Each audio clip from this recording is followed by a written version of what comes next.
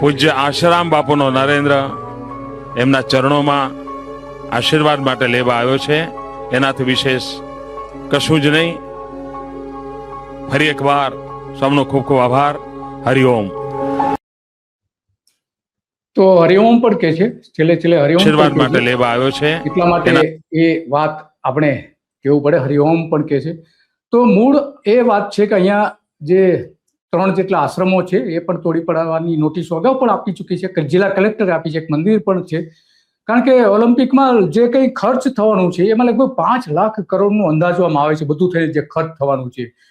તો એટલા માટે અહીંયા મોટેરામાં લગભગ 650 એકર જમીન પર રમતગમતના મેદાનો, આવાસ, રહેવા માટે ખેલાડીઓને રહેવા માટેના મકાનો, ઓલિમ્પિકનો માસ્ટર પ્લાન પણ એના માટે બનાવવામાં આવ્યો છે. મોટેરા, સુગડ, ભાટ, કોટેશ્વર એમ 4 ગામોની કુલ 650 એકર જમીનનું સંપાદન થવાનું છે.